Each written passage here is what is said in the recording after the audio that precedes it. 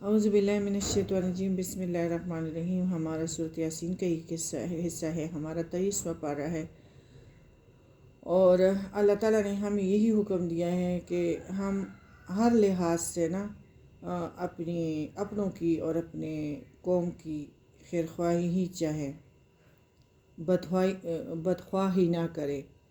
وَمَا لِيَ لَا أَعْبُدُ الَّذِي فَطَّرَنِي وَإِلَيْهِ تُرْجَعُونَ، اور مجھے کہا گیا ہے کہ میں اس کی عبادت نہ کروں جس نے مجھے پیدا کیا ہے، اور تم سب اسی کی طرف لوٹائے جاؤ گے۔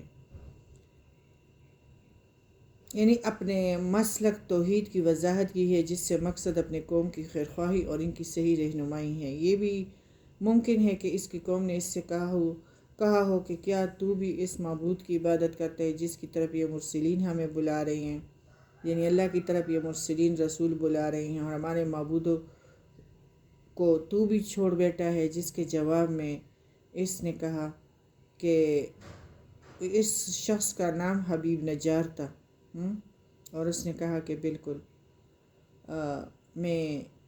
میں اللہ ہی کی عبادت کرنے والا ہوں، اور کیا میں اسے چھوڑ کر ایسوں کو معبود بناؤں؟ اس حبیب نجار نے کہا نا، کیا میں اسے چھوڑ کر ایسے معبودوں کو بناؤں؟ اگر رحمان مجھے کوئی نقصان پہنچانا چاہے تو ان کی سفارش مجھے کچھ بھی نفع نہ پہنچا سکے، اور نہ وہ مجھے بچا سکے، یعنی ان کی بے بسی کا بھی ان کو حبیب نجار نے بتا دیا نا مشرکین کو۔ پھر تو میں یقیناً کلی گمراہی میں ہوں، میری سنو، میں تو سچے دل سے تم سب کے رب پر ایمان لا چکا ہوں۔ یعنی اس کی دعوت توحید اور اقرار توحید کے جواب میں قوم نے اسے قتل کرنا چاہا، تو اس نے پیغمبروں سے خطاب کر کے یہ کہا کہ مقصد اپنے ایمان پر ان پیغمبروں کو گواہ بنانا تھا، یا اپنی قوم سے خطاب کر کے کہا کہ جس سے مقصود دین حق پر اپنی صلابت استقامت کا اظہار تھا کہ تم جو چاہو کر لو، لیکن اچھی طرح سن لو، میرا ایمان اسی رب پر ہے جس کی کل کائنات پہ حکومت ہے، آسمان اور زمین کا رب ہے، جو تمہارا بھی رب ہے۔ کہتے ہیں کہ انہوں نے اس کو مار ڈالا، قتل کیا، اور کسی نے ان کو اس سے نہیں روکا۔ میری سنو، حبیب نجار نے کہا، وہ جو شخص مسلمان ہوا تھا، میری سنو، میں تو سچے دل سے تم سب کے رب پر ایمان لا چکا ہوں۔ اس نے کہا کہ جنت میں چلا جا کہنے لگا کاش میری قوم کو بھی علم ہو جاتا کہ بما غفر لی ربی وجعلنی من المکرمین، کہ مجھے اپنے رب نے بخش دیا اور مجھے باعزت لوگوں میں سے کر دیا۔ دیکھو اتنا اچھا انسان تھا کہ لہولو خان کر کے اس کو قتل کیا نا، اور وہ اس کے باوجود بھی، مرنے کے بعد بھی، قتل ہونے کے بعد بھی اپنی قوم کی خیرخواہی چاہ رہا ہے کہ ایک مومن صادق کو ایسا ہی ہونا چاہیے کہ وہ ہر وقت لوگوں کی خیرخواہی کرے، بدخواہی نہ کرے، ان کی صحیح رہنمائی کرے، گمراہ نہ کرے۔ بے شک لوگ اسے چاہے کہیں اور جس قسم کا سلوک چاہے، جو چاہے کہیں اور جس قسم کا سلوک چاہے کرے، حتیٰ کہ اسے مار بھی ڈالیں۔ یعنی حبیب نجار کے قتل کے بعد ہم نے ان کے ہلاکت کے لیے آسمان سے فرشتوں کا کوئی لشکر نہیں اتارا۔ یہ قوم تحقیر شان کی طرف اشارہ ہے، یعنی جس قوم کی ہلاکت کسی دوسرے طریقے سے لکھی جاتی ہے تو وہاں فرشتے نازل بھی نہیں کرتے۔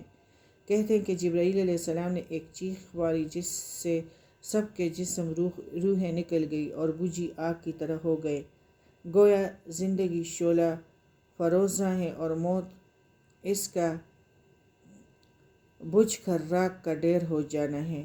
حسرت اور ندامت کا یہ اظہار خود اپنے نفسوں پر قیامت والے دن پر اور قبر کا عذاب دیکھنے کے بعد کریں گے کہ کاش انہوں نے اللہ کے بارے میں کوتاہی نہ کی ہوتی۔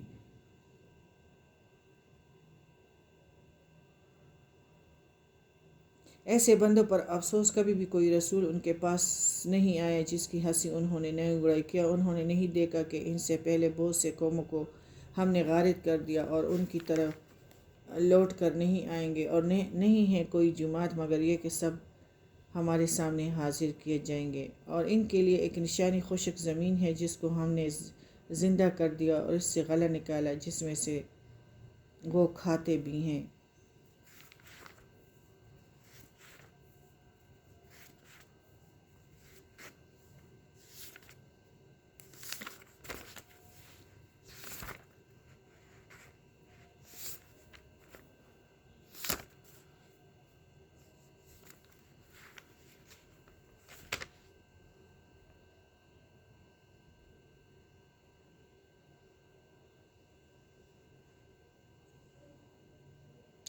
آیت نمبر 74۔ اور وہ اللہ کے سوا دوسروں کو معبود بناتے ہیں تاکہ وہ مدد کیے جائیں، حالانکہ ان میں سے ان کی مدد کی طاقت نہیں ہے، لیکن پھر بھی مشرکین ان کے لیے حاضر باش لشکر بنے ہوئے ہیں۔ آپ ان کی باتوں پہ غمناک نہ کریں۔ ہم ان کی پوشیدہ و اعلانیہ سب باتوں کو بخوبی جانتے ہیں۔ کیا انسان کو اتنا معلوم نہیں کہ ہم نے اسے نطفے سے پیدا کیا، پھر یکایک وہ صریح جھگڑالو بن بیٹھا۔ آیت نمبر 78۔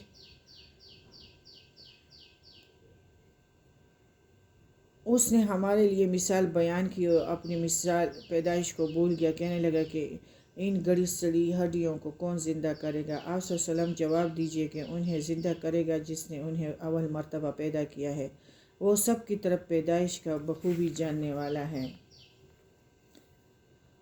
آیت نمبر 82۔ اور وہ جب بھی سورہ یاسین کا، اور وہ جب کبھی کسی چیز کا ارادہ کرتا ہے اسے اتنا فرما دیتا ہے، فرما دینا کافی ہے کہ ہو جا، وہ اسی وقت ہو جاتی ہے۔ بس پاک ہے وہ اللہ جس کے ہاتھ میں ہر چیز کی بادشاہت ہے اور جس کی طرف تم سب لوٹائے جاؤ گے۔ سورہ صفات مکی ہے، اس میں 182 آیات ہیں اور 5 رکوع ہے۔ بسم اللہ الرحمن الرحیم۔ قسم ہے سب باندھنے والے فرشتوں کی، پھر پوری طرح ڈانٹنے والوں کی، پھر ذکر قرآن کی تلاوت کرنے والوں کی، یقیناً تم سب کا معبود ایک ہی ہے۔ یعنی آسمان پر اللہ کی عبادت کے لیے سب باندھنے والے یا اللہ کے حکم کے انتظار میں سب بستہ واعظ نصیحت کے ذریعے سے لوگوں کو ڈانٹنے والے، بادلوں کو جہاں اللہ تعالیٰ کا حکم ہو ہانک کر لے جانے والے، اللہ کے ذکر یا قرآن کی تلاوت کرنے والے۔ ان فرشتوں کی قسم کھا کر اللہ تعالیٰ نے یہ مضمون بیان فرمایا کہ تمام انسانوں کا معبود ایک ہی ہے، متعدد نہیں جیسا کہ مشرکین نے بنائے ہوئے ہیں۔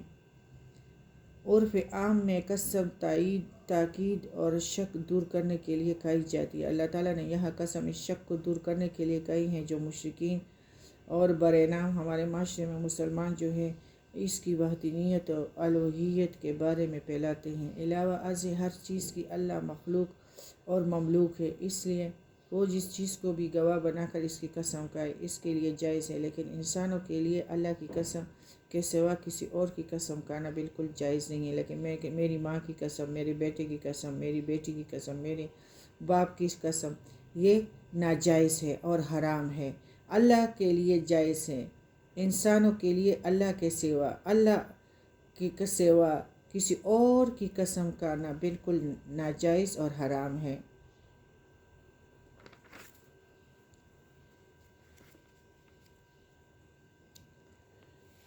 ھذا یوم الفصل، آیت نمبر 21۔ یوم الفصل الذی کنتم بہ تکذبون، یہی فیصلے کا دن ہے جو تم جھٹلا رہے۔ اکٹھا کرو ظالموں کو اور ان کی ہمراہیوں کو اور جنوں کو اور جن کی وہ پرستش کرتے تھے اللہ کے سوا، پھر انہیں دوزخ کی راہ دکھا دو اور انہیں ٹھہرا لو، اس لیے کہ ان سے ضرور سوال کیے جانے والے ہیں۔ یعنی یہ حکم جہنم میں لے جانے سے قبل ہوگا، کیونکہ حساب کے بعد وہ جہنم میں جائیں گے۔ اور تمہیں کیا ہو گیا کہ اس وقت ایک دوسرے کی مدد نہیں کرتے، بلکہ وہ سب کے سب آج فرمانبردار بن گئے۔ وہ ایک دوسرے کی طرف متوجہ ہو کر سوال و جواب کرنے لگیں گے، کہیں گے کہ تم ہمارے پاس ہماری دائیں طرف سے آتے تھے۔ وہ جواب دیں گے کہ نہیں، بلکہ تم ہی ایماندار نہ تھے، اور کچھ ہمارا زور تم پر تھا ہی نہیں، بلکہ تم خود سرکش لوگ تھے۔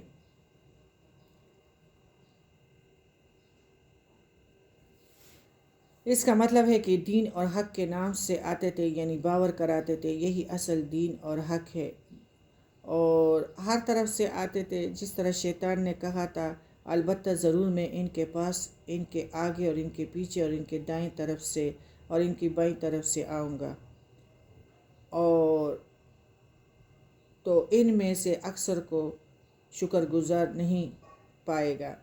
اور تو ان میں سے اکثر کو سورہ اعراف میں 17 آیات میں ہے۔ لیڈر کہیں گے کہ ایمان تو اپنی مرضی سے نہیں لائے اور آج ذمہ دار ہمیں ٹھہرا، یعنی شیطان اور یہ قبر میں مدفون پیر شیر سارے۔ آج ایمان تم اپنی مرضی سے نہیں لائے اور آج قیامت کے دن یہ اور آج ذمہ دار ہمیں ٹھہرا رہے ہو۔ مریدوں پیروں کی یہ باہمی تکرار قرآن کریم میں کئی جگہ بیان کی گئی ہیں۔ ان کی ایک دوسرے کو یہ ملامت عرصہ قیامت میدان محشر میں بھی ہوگی اور جہنم میں جانے کے بعد بھی، جہنم کے اندر بھی۔ سورہ اعراف میں ہے آیت نمبر 38 39۔ سورہ احزاب میں ہے آیت نمبر 67 68۔ سورہ سبا میں بھی ہے یہی تکرار قیامت کے دن اور محشر کے دن کہ تم نے ہمیں گمراہ کیا تھا۔ وہ کہیں گے کہ نہیں، ہم نے تو تمہیں نہیں کیا تھا، تمہارے اندر خود ایمان نہیں تھا۔ سورہ سبا میں بھی ہے اس کا ذکر اور سورہ مومن میں بھی اس کا ذکر ہے۔ یعنی جس بات کے پہلے انہوں نے نفی کی، ہمارا تو تم پر کوئی زور تھا کہ تمہیں گمراہ کرتے، اب یہاں اعتراف ہے کہ وہاں واقعی ہم نے تمہیں گمراہ کیا تھا، لیکن یہ اعتراف اس تنبیہ کے ساتھ کیا کہ ہمیں اس ضمن میں ذمہ دار مت بناؤ، اس لیے کہ ہم خود ہی گمراہ تھے۔ ہم نے تمہیں بھی اپنے جیسا ہی بنانا چاہا اور تم نے آسانی سے ہماری راہ اپنا لی، جس طرح شیطان بھی اس روز کہے گا۔ سورہ ابراہیم میں ہے آیت نمبر 22۔ میرا تو تم پر کوئی اختیار نہیں تھا، ہاں میں نے تمہیں بلایا تو تم نے میری بات مان لی، بس اب تم مجھے ملامت نہ کرو اور اپنے آپ کو ملامت کرو۔ آیت نمبر 40 سورہ صفات۔ مگر اللہ کے خاص برگزیدہ بندے ان کے لیے مقرر روزی ہیں، ہر طرح کے میوے ہیں، ان کی عزت افزائی کی جائے گی، نعمتوں والی جنتوں میں تختوں پر ایک دوسرے کے سامنے بیٹھے ہوں گے، جاری شراب کے جام کا ان پر دور چل رہا ہوگا جو صاف اور شفاف اور پینے میں لذیذ ہوگی، نہ اس سے درد سر اور نہ اس کے پینے سے بہکیں گے، اور ان کے پاس نیچے نظروں والی بڑی بڑی آنکھوں والی حوریں ہوگی۔ جنت کی عورتوں کی خوبیاں ایسی جیسے چھپائے ہوئے انڈے، یعنی دنیا میں جسے انڈے شتر مرغ نے پروں کے نیچے چھپائے ہوئے ہوں نا، جس کی وجہ سے وہ ہوا اور گرد و غبار سے محفوظ ہوں گے۔ کہتے ہیں کہ شتر مرغ کے انڈے بہت خوش رنگ ہوتے ہیں جو زردی مائل سفید ہوتے ہیں، اور ایسا رنگ حسن و جمال کی دنیا میں سب سے عمدہ سمجھا جاتا ہے۔ اس لحاظ سے یہ تشبیہ صرف سفیدی میں نہیں بلکہ خوش رنگی اور حسن و رعنائی میں بھی ہیں، اور ایسی جسے چھپائے ہوئے انڈے جنتی ایک دوسرے کی طرف رخ کر کے پوچھیں گے۔ ان میں سے ایک کہنے والے کہے گا کہ میرا ایک ساتھی تھا جو مجھ سے کہا کرتا تھا کہ کیا تو قیامت کے آنے کا یقین کرنے والوں میں سے ہیں؟ کیا جب ہم مر کر مٹی اور ہڈی ہو جائیں گے اس وقت ہم جزا دیے جانے والے ہیں؟ کہے گا تم چاہتے ہو کہ جھانک کر دیکھ لو، جھانکتے ہی اس بیچو بیچ جہنم میں جلتا ہوا دیکھے گا۔ کہے گا واللہ قریب تھا کہ تم مجھے بھی برباد کر دے، اگر میرے رب کا احسان نہ ہوتا تو میں بھی دوزخ کے حاضر کیے جانے والوں میں سے ہوتا۔ کیا یہ صحیح ہے کہ ہم مرنے والے ہی نہیں؟ یعنی اس طرح ہے کہ جنتی بہت ہی وہ ہوں گے نا، خوش جنتوں میں عزت سے ہوں گے۔ یہ باتیں کہنے والا جو کہتا تھا کہ یعنی جنت اپنے جنت کے ساتھیوں سے کہا کہ تم پسند کرتے ہو کہ ذرا جہنم میں جان کر دیکھے کہ جس نے تمہیں کہا کہ جیو اور جینے دو۔ یہ باتیں کہنے والا وہاں نظر آ جائے گا تو تمہیں بتلاؤں کہ یہ شخص تھا یہ باتیں جو کرتا تھا۔ مجھے یہ بات کہنے والا وہیں نظر آ جائے گا تو تمہیں بتلاؤں کہ یہ شخص کون تھا۔ یہ جاگنے پر اسے جہنم کے وسط میں وہ شخص نظر آ جائے گا، اس سے یہ جنتی کہے گا کہ مجھے بھی تو گمراہ کر کے ہلاکت میں ڈالنے لگا تھا، یہ تو مجھ پر اللہ کا احسان ہوا، ورنہ آج میں بھی تیرے ساتھ جہنم میں ہوتا۔ تو مجھے ہلاکت میں ڈالنے لگا تھا، یہ تو مجھ پر اللہ کا احسان ہوا، ورنہ آج میں بھی تیرے ساتھ جہنم میں ہوتا۔ جہنمیوں کا حشر دیکھ کر جنت کے دل میں رشک کا جذبہ بے مزید بیدار ہو جائے گا، کہے گا کہ ہمیں تو جنت کی زندگی، اس کی نعمتیں ملی ہیں، کیا یہ دامی نہیں اور ہم موت آنے والے نہیں ہیں؟ یعنی اب زندگیاں دامی ہیں جنت میں ہمیشہ، ہم اور جہنمی ہمیشہ جہنم میں رہیں گے، نہ انہیں موت آئے گی کہ جہنم کے عذاب سے چوٹ جائے، اور نہ ہمیں کہ جنت کی نعمتوں سے محروم ہو جائے۔ جس طرح حدیث میں آتا ہے کہ موت کو ایک مینڈے کی شکل میں جنت اور دوزخ کے درمیان لا کر ذبح کر دیا جائے گا کہ اب کسی کو موت نہیں آئے گی۔ صحیح بخاری حدیث 4730۔ اس دنیا میں آ چکی ہے، اب ہمارے لیے نہ موت ہے نہ عذاب، اس لیے کہ جہنم سے بچ جانے اور جنت کی نعمتوں کا مستحق قرار پا جانے سے بڑھ کر اور کیا کامیابی ہوگی۔ آیت نمبر 77 سورہ الصفات۔ اور اس کے اولاد کو ہم نے باقی رہنے والا بنا دیا، اور ہم نے اس کا ذکر خیر پچھلوں میں باقی رکھا۔ نوح علیہ السلام کا، اور نوح پر تمام جہانوں میں سلام ہو۔ ہم نیکی کرنے والوں کو اس طرح بدلہ دیتے ہیں۔ نوح علیہ السلام پر ایمان لانے والے، جن میں ان کے گھر کے افراد بھی ہیں جو مومن تھے، ان کی تعداد 80 بتلائی ہے۔ اس میں آپ کی بیوی اور ایک لڑکا شامل نہیں جو مومن نہیں تھے، وہ بھی طوفان میں غرق ہو گئے، زبردست مصیبت میں مبتلا ہو گئے۔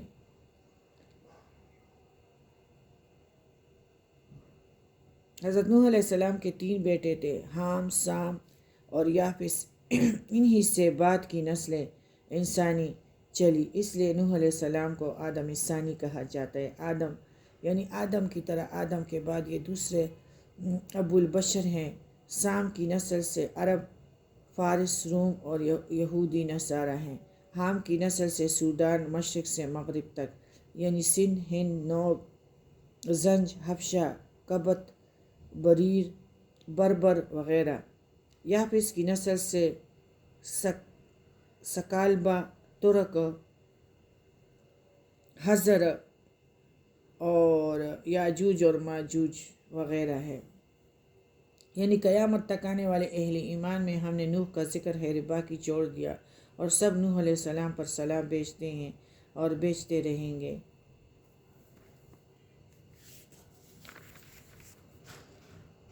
آیت نمبر 81۔ اور ہمارے ایماندار بندوں،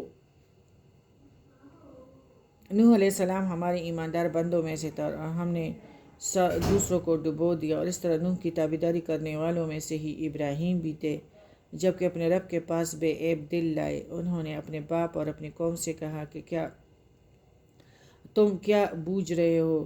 کیا تم اللہ کے سوا گڑے ہوئے معبود چاہتے ہو؟ تو یہ تو بتلاؤ کہ تم نے رب العالمین کو کیا سمجھ رکھا ہے۔ اب ابراہیم نے ایک نگاہ ستارے کی طرف اٹھائی اور کہا، میں تو بیمار ہوں۔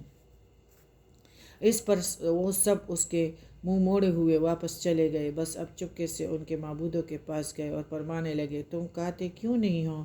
تمہیں کیا ہو گیا ہے؟ باتیں کیوں نہیں کرتے ہو؟ پھر دائیں ہاتھ سے پوری قوت کے ساتھ انہیں مارنے پل پڑے۔ وہ بت پرست دوڑ بھاگے اور آپ کی طرف متوجہ ہوئے، تو ابراہیم علیہ السلام نے فرمایا، تم انہیں پوجتے ہو جنہیں خود تم تراشتے ہو، حالانکہ تمہیں اور تمہاری بنائی ہوئی چیزوں کو اللہ ہی نے پیدا کیا ہے۔ وہ کہنے لگے، اس کے لیے ایک مکان بناؤ اور اس دیکھتی ہوئی آگ میں اسے ڈال دو۔ انہوں نے اس کے ساتھ مکر کرنا چاہا، مگر ہم نے ان کی مکر کو نیچا کر دیا، اور ابراہیم نے کہا، میں تو ہجرت کر کے اپنے پروردگار کی طرف جانے والا ہوں، وہ ضرور میری رہنمائی کرے گا۔ یعنی آگ گلے گلزار بنا کر ان کے مکر و حیلے کو ناکام اللہ تعالیٰ نے بنا دیا۔ بس وہ پاک ہے، وہ ذات ہے اپنے بندوں کی چارہ سازی فرماتی ہیں اور آزمائش کو عطا میں اور شر کو خیر میں۔ آزمائش کے بعد ضرور دامی فائدے ہیں۔ آزمائش میں کبھی بھی مومن کو نہیں گھبرانا چاہیے، اور آزمائش اور تکالیف جس طرح سونے کو آگ میں ڈالا جاتا ہے، اس سے میل کو چیل جو ہے وہ بہایا جاتا ہے، تو اس طرح اور وہ ایک زبردست اس سے پھر زیور بنتے ہیں اور ہر کوئی اس کے پاس بیٹھتا ہے، اس کے یار دوست ہوتے ہیں، تو اس طرح نیک بندوں پہ بھی آزمائش آتا ہے۔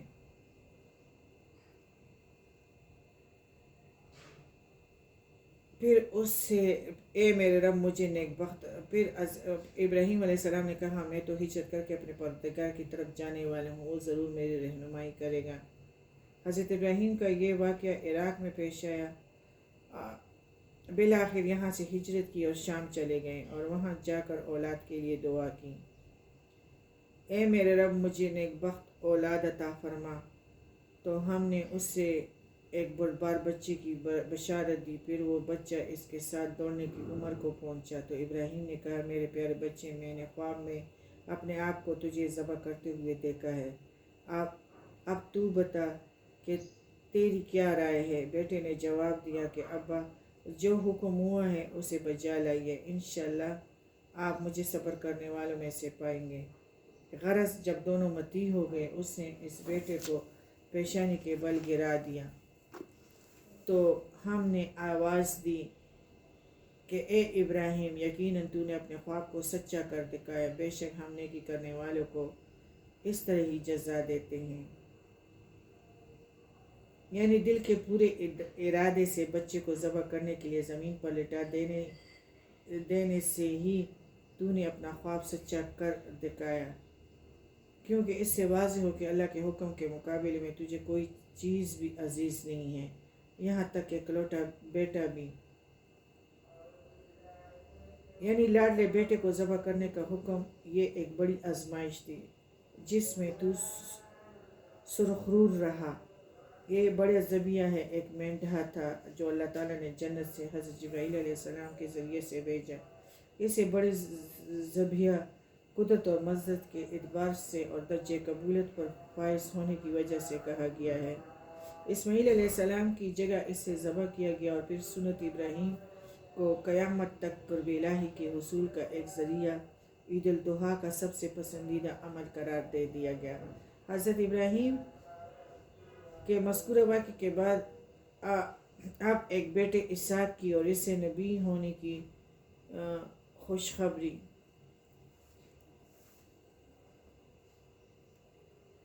دینے سے معلوم ہوتا ہے کہ اس سے پہلے جس بیٹے کو ذبح کرنے کا حکم دیا گیا تھا وہ اسماعیل رضی اللہ تعالیٰ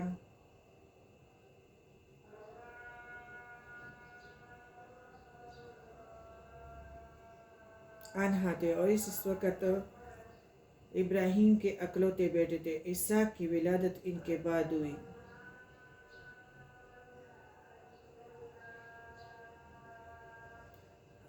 ذبیح اسماعیل تھے، اسحاق علیہ السلام نہیں تھے۔ ان دونوں کی اولاد کو بہت پھیلایا، انبیاء و رسل کی زیادہ تعداد انہی کی نسل سے ہوئی ہیں۔ حضرت اسحاق کے بیٹے یعقوب ہوئے، جن کے 12 بیٹوں سے بنی اسرائیل کے 12 قبیلے بنے، اور ان سے بنی اسرائیل کی قوم بڑھی، اور پچھلے اکثر انبیاء انہی میں سے ہوئے۔ حضرت ابراہیم کے دوسرے بیٹے اسماعیل سے عربوں کی نسل چلی، اور ان میں آخری پیغمبر خاتم النبیین حضرت محمد صلی اللہ علیہ وآلہ وسلم رسول ہوئے۔ خاندان ابراہیم میں برکت کے باوجود نیک و بد کے ذکر اس طرح اشارہ کیا کہ خاندان اور آبا کی نسبت اللہ کے ہاں کوئی حیثیت نہیں رکھتی، وہاں تو ایمان اور عمل صالح کی اہمیت ہے۔ یہودی نصارہ حضرت اسحاق کی اولاد میں سے ہیں، اسی طرح مشرکین عرب حضرت اسماعیل کی اولاد سے ہیں، لیکن ان کے جو اعمال ہیں وہ کلی گمراہی یا شرک پر مبنی ہیں، اس لیے یہ اونچے نسبتیں ان کے لیے عمل کا بدل نہیں ہو سکتے۔ یعنی انسان کے لیے بھی خون کے رشتے ضروری نہیں ہیں. اگر خون کے رشتے تمہاری بدی چاہتے ہیں، تمہاری یعنی بدخواہی چاہتے ہیں، تمہارے ساتھ بد رویہ رکھتے ہیں، اور اگر آپ کا دوسرا ساتھی ہے وہ آپ کے لیے جو ہے ایک انعام کی صورت میں ہے، آپ کے ساتھ وہ آپ کے ساتھ ہمدردی رکھتا ہے اور اس سے آپ کو فائدہ ہے، اس کے ساتھ جب آپ بیٹھتے ہیں تو آپ کی پریشانیاں دور ہو جاتی ہیں، تو وہی آپ کا صحیح دوست اور بہن اور بھائی ہیں اور بیٹے ہیں. اور اس طرح اللہ تعالیٰ کے لیے اگر اسحاق علیہ السلام کی اولاد ہو، اگر اللہ کی توحید پر ایمان نہ رکھتا ہو، تو نوح علیہ السلام کی اولاد، لوط علیہ السلام کی اولاد، اسحاق علیہ السلام کی اولاد، اسماعیل علیہ السلام کی اولاد، ان کو کچھ مطلب فائدہ نہیں دے سکتی. اس لیے اللہ تعالیٰ یہی کہتے ہیں کہ ان لوگوں کو انعامات سے نوازوں گا جو شرک سے پاک ہو. یعنی کبھی بھی یہ نہیں کہنا چاہیے کہ میں سیدہ ہوں، میں جو بھی کروں تو میں جنت میں جاؤں گا، یا میں فلانا ہوں، یا میں شہیدوں کی اولاد ہوں. نہیں نہیں نہیں، اعمال کے لحاظ سے اللہ تعالیٰ لوگوں کو بخشے گا. سلام علی موسیٰ و ہارون، کہ موسیٰ اور ہارون پر سلام ہو، بے شک ہم نیک لوگوں کو اس طرح بدلہ دیا کرتے ہیں، یقیناً یہ دونوں ہمارے مومن بندوں میں سے تھے. بے شک الیاس بھی پیغمبروں میں سے تھے، جبکہ انہوں نے اپنے قوم سے فرمایا کہ تم اللہ سے ڈرتے نہیں ہو. کیا تم بغل نامی کو پکارتے ہو، سب سے بہتر خالق کو چھوڑ دیتے ہو، اللہ جو تمہارے اگلے تمام باپ دادوں کا رب ہے. لیکن قوم نے انہیں جھٹلایا، بس وہ ضرور عذاب میں حاضر کیے جائیں گے سوائے اللہ کے مخلص کے بندے. ہم نے الیاس کا ذکر خیر پچھلوں میں بھی باقی رکھا، کہ الیاس پر سلام ہو.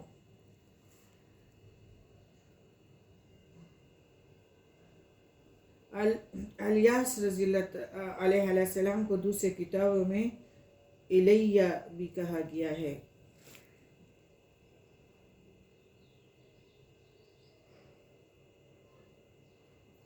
اور رات کو بھی کیا پھر نہیں سمجھتے اللہ تعالیٰ، اور تم تو صبح ہونے پر ان کی بستیوں کے پاس سے بھی گزرتے ہو. یہ لوط علیہ السلام کی بستیاں ہیں. اور رات کو بھی کیا پھر بھی تم نہیں سمجھتے، بلا شبہ یونس نبیوں میں سے تھے.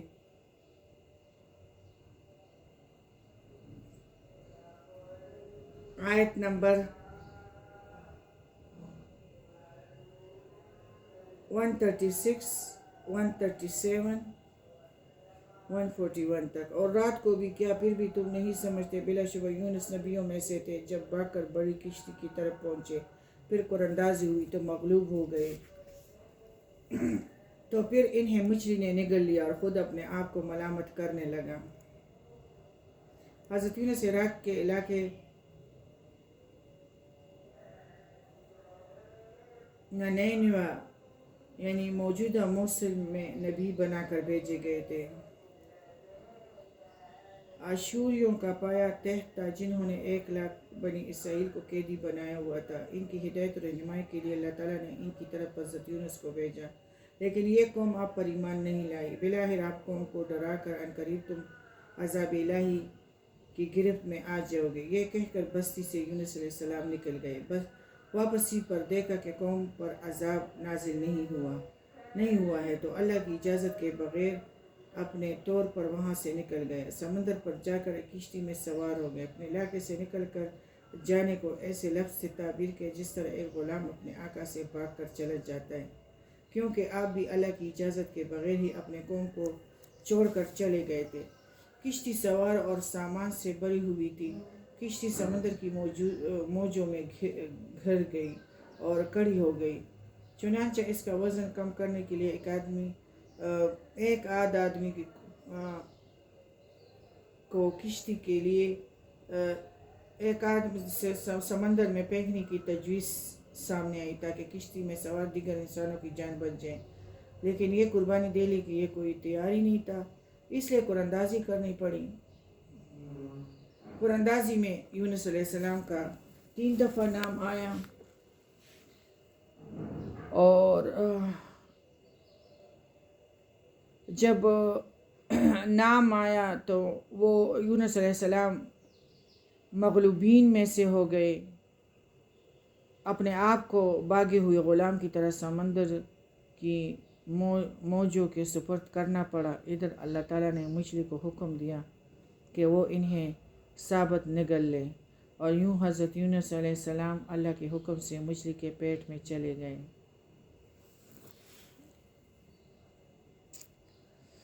بس اگر یہ پاکی بیان کرنے والوں میں سے نہ ہوتے یونس علیہ السلام تو لوگوں کے اٹھا جانے کے دن تک مچھلی کے پیٹ میں ہی رہتے۔ پس ہم نے اسے چٹیل میدان میں ڈال دیا، اور اس وقت بیمار تھے۔ اس پر سایہ کرنے والا ایک بیل دار درخت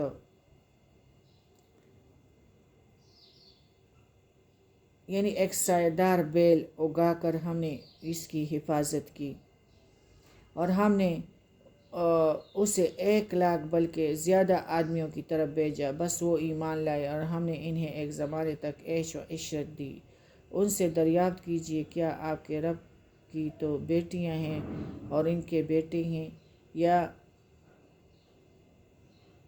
یونس علیہ السلام کی قوم کو جب پتہ چلا کہ یونس علیہ السلام ان کے درمیان نہیں ہے، تو وہ زاری کے لیے جانوروں کے سمیت، بچوں کے سمیت استغفار کے لیے ایک میدان میں نکل آئے، اور ان لوگوں نے توبہ کی۔ اللہ تعالیٰ نے ان کی توبہ قبول کی۔ ایک یونس علیہ السلام کی قوم تھی کہ استغفار سے اللہ تعالیٰ نے ان کو نجات دی عذاب سے۔ سبحان اللہ عما یصفون 159۔ یہ جو کچھ بیان کر رہے ہیں اس سے اللہ تعالیٰ بالکل پاک ہے۔ الا عباد اللہ المخلصین، سوائے اللہ کے مخلص بندوں کے۔ یقین مانو کہ تم سب اور تمہارے معبودان باطلہ کسی ایک کو بھی بہکا نہیں سکتے، محض اس کے جو جہنمی ہی ہے۔ یعنی تم اور تمہارے معبودان باطلہ کسی کو گمراہ کرنے پر قادر نہیں، سوائے ان کے جو اللہ کے علم میں پہلے ہی جہنمی ہیں، اور اس وجہ سے کفر و شرک پر مصر ہے۔ یعنی اللہ تعالیٰ کی عبادت کے لیے تو فرشتوں کا قول ہے۔ فرشتے بھی اللہ کی مخلوق اور اس کے خاص بندے ہیں، جو ہر وقت اللہ تعالیٰ کی عبادت میں اور اس کی تسبیح میں مصروف رہتے ہیں، نہ کہ وہ اللہ کی بیٹیاں ہیں جیسے کہ مشرک کہتے ہیں۔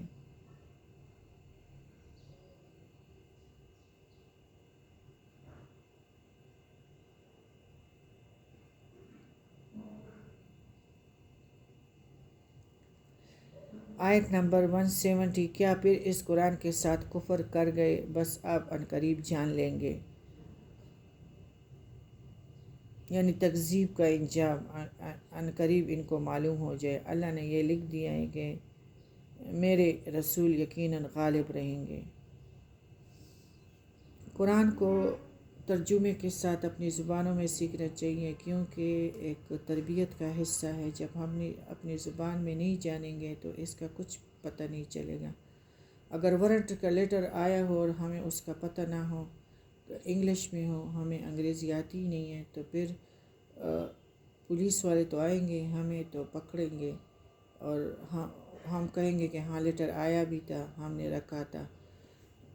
تو اس لیے ضرور لیٹر کو، یہ اللہ تعالیٰ کا خط ہے، اس کو پڑھنا چاہیے، تاکہ جو اللہ تعالیٰ نے مومنوں کے ساتھ وعدے کیے ہیں، جو ہماری تربیت کی ہیں کہ ہم آنکھوں کا استعمال کس طرح کریں، ہم دماغ کا استعمال کس طرح کریں، اور میں تو یہ کہوں گی کہ ہم موبائل کا استعمال کس طرح کریں، تو انشاءاللہ ہم ان عذابوں سے بچ جائیں گے۔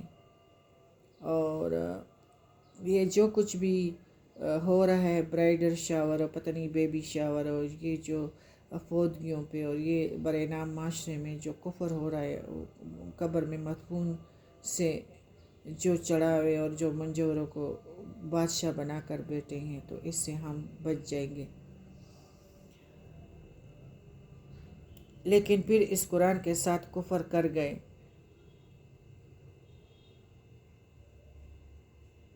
بس اب عنقریب جان لیں گے۔ 170۔ اور البتہ ہمارے وعدے پہلے ہی اپنے رسولوں کے لیے صادر ہو چکا ہے، یقیناً وہ ہی مدد کیے جائیں گے اور ہمارا ہی لشکر غالب اور برتر رہے گا۔ اب آپ کچھ دنوں تک ان سے منہ پھیر لیجئے، یعنی ان کی باتوں اور اجزاؤں پر صبر کیجئے اور انہیں دیکھتے رہیے، اور یہ بھی آگے چل کر دیکھ لیں گے کہ کب ان پر اللہ کا عذاب آتا ہے۔ عذاب تو آپ کو پتہ ہے، قبر میں جانا بھی ہے۔ کیا یہ ہمارے عذاب کی جلدی مچا رہے ہیں؟ سنو، جب ہمارا عذاب ان کے میدان میں اتر آئے گا، اس وقت ان کی جن کو متنبع کر دیا گیا تھا بڑی بری صبح ہو گئی۔ یعنی مسلمان جب خیبر پر حملہ کرنے کے لیے گئے تو یہودی انہیں دیکھ کر گھبرا گئے، جس پر نبی کریم صلی اللہ علیہ وسلم نے بھی اللہ اکبر کہہ کر فرمایا کہ خیبر برباد ہو گیا۔ جب ہم کسی قوم کے میدان میں اترتے ہیں تو ان لوگوں کی صبح بری ہوتی ہے جن کو اللہ کے عذاب سے ڈرایا گیا ہوتا ہے۔ صحیح مسلم حدیث جلد نمبر 48 حدیث نمبر 1365۔ سورہ صاد مکی ہے، اس میں 88 آیات ہیں اور 5 رکوع ہیں۔ شروع اللہ کے نام سے جو بہت مہربان اور بار بار رحم کرنے والا ہے۔ صاد، اس نصیحت والے قرآن کی قسم، یعنی جس میں تمہارے لیے ہر قسم کی نصیحت ہے اور ایسی باتیں ہیں جن سے تمہاری دنیا بھی سنور جائے گی۔ اس لیے اللہ تعالیٰ نے بار بار یہی حکم دیا ہے کہ اس پہ غور کرو، سمجھنے کی کوشش کرو، 2-3 سطریں پڑھو لیکن سمجھنے والے ہوں۔ یہ نہیں کہ رٹ عربی میں، جب آپ کو سمجھ نہیں آئے گی تو زندگیاں کس طرح بدلیں گی۔ جس میں تمہارے لیے ہر قسم کی نصیحت ہے اور ایسی باتیں ہیں جن سے تمہاری دنیا بھی سنور جائے گی اور آخرت بھی۔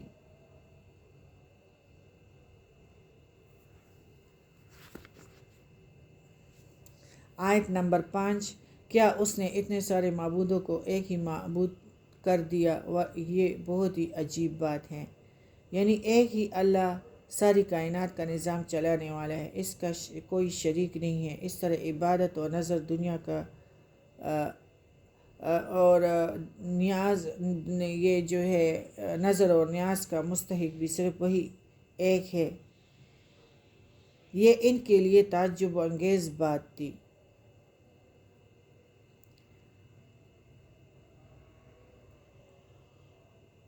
کیا اس نے اتنے سارے معبودوں کا ایک ہی معبود کر دیا ہے؟ واقعی یہ بہت عجیب بات ہے۔ ان کے سردار کہتے ہوئے چلے کہ چلو جی اپنے معبودوں پر جمے رہو، یقیناً اس بات میں نبی کریم صلی اللہ علیہ وسلم مشرکین مکہ جمے رہو، یقیناً اس بات میں کوئی غرض ہے۔ ہم تو یہ بات پچھلے دن میں بھی نہیں سنی کہ کچھ نہیں، یہ تو صرف من گڑت ہے۔ کیا ہم سب میں سے اسی پر کلام الہی نازل کیا گیا ہے؟ دراصل یہ لوگ میری وحی کی طرف سے شک میں ہیں، بلکہ صحیح یہ ہے کہ انہوں نے اب تک میرا عذاب چکھا ہی نہیں ہے۔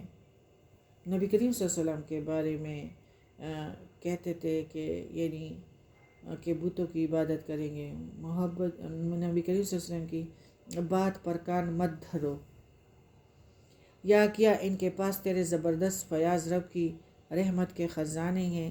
یعنی نبی کریم صلی اللہ علیہ وسلم کے پاس جو ہے دولت ہے، یعنی خزانوں کا مالک ہے جو بہت دینے والا ہے، تو پھر انہیں نبوت محمدی سے انکار کیوں ہے، جس سے نوازنے والے رب نے اپنی رحمت خاص سے نوازا ہے کہ جسے چاہے اور جس کو چاہے نہ دے۔ انہیں خزانوں میں نبوت بھی ہے، ان خزانوں میں ہدایت بھی ہے، ان خزانوں میں علم بھی ہے، اور اگر ایسا نہیں ہے بلکہ رب کے خزانوں کا مالک وہی وہاب ہے جو بہت دینے والا ہے، تو پھر انہیں نبوت محمدی سے انکار کیوں ہے جس سے اس نوازنے والے رب نے اپنی رحمت خاص سے نوازا ہے۔ یعنی آسمان پر چڑھ کر اس وحی کا سلسلہ منقطع کر دے جو محمد پر نازل ہوتی ہیں۔ اسباب سب کی جمع ہے، یعنی رسیوں کے علاوہ ایک ترجمہ دروازہ بھی کیا گیا جن سے فرشتے زمین پر اترتے ہیں، یعنی سیڑھیوں کے ذریعے سے آسمان کے دروازوں تک پہنچ جائے، وہی بند کر دے۔ نبی کریم صلی اللہ علیہ وسلم کی مدد و کفار کی شکست کا وعدہ ہے، یعنی کفار کا یہ لشکر جو باطل کے لشکروں میں سے ایک لشکر ہے، بڑا ہے یا حقیر، اس کی قطن پرواہ پیارے نبی کو تسلی دیتے ہیں۔ آیت نمبر 11 میں سورہ سواد کی، نہ اس کی قطن پرواہ نہ کرے، نہ اس سے خوف کا، شکست اس کا مقدر ہے۔ جو جنگ بدر اور یوم فتح کی طرف بھی یعنی ان کو شکست ہوا تھا، عبرتناک شکست سے دو چار ہوئے تھے۔ اب بھی پاکستان پہ چاروں طرف سے حملے ہوئے ہیں۔ اللہ تعالی ہمارے پاکستان کو اور سارے جو بھی ہیں، اللہ تعالیٰ سارے انسانوں کی جانیں بچائیں، اور اللہ تعالیٰ خیر میں یہ بات بدل دے، اور اللہ تعالیٰ یہ جو جنگ کا سما ہے، اللہ تعالیٰ اس کو خیر اور برکت میں بدل دے۔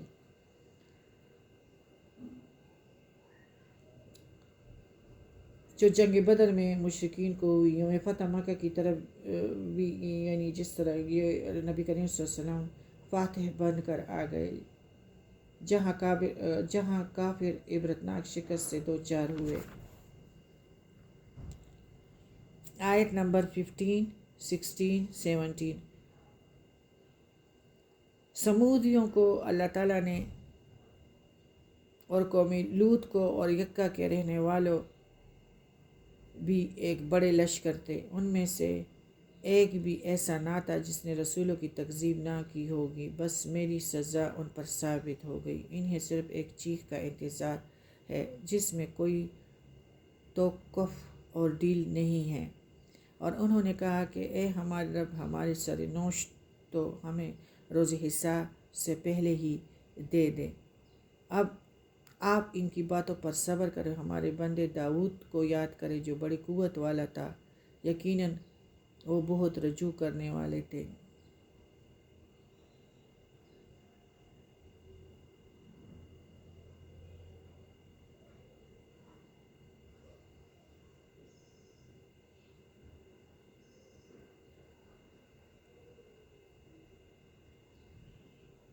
انہیں صرف ایک چیخ کا انتظار ہے اور جس میں کوئی ڈیل نہیں ہے۔ ڈیل مطلب دودھ دھونے والا ایک مرتبہ کچھ دودھ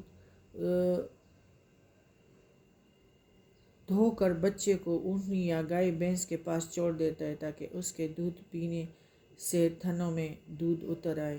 تھوڑی دیر بعد بچے کو زبردستی پیچھے ہٹا کر خود دودھ دھونا شروع کر دیتا ہے۔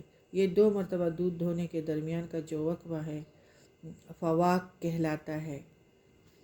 ادھر ہے نا ما لہا من فواق، یعنی توقف اور ڈیل نہیں ہے۔ تو یہ جو دودھ دہنے کے درمیان جو وقفہ ہے وہ فواق کہلاتا ہے۔ آیت نمبر 15 سورہ سواد کی، یعنی سور پھونکنے کے بعد اتنا وقفہ بھی نہیں ملے گا، بلکہ سور پھونکنے کی دیر ہوگی، قیامت کا زلزلہ برپا ہو جائے گا، ہر بندہ اپنی اپنی جگہ پہ رہ جائے گا۔ خدا کرے کوئی کپڑا لے رہا ہو، کوئی نوالا منہ میں ڈال رہا ہو، جو بھی ہو، کوئی بازار میں ہو، بس ادھر ہی سب رہ جائیں گے۔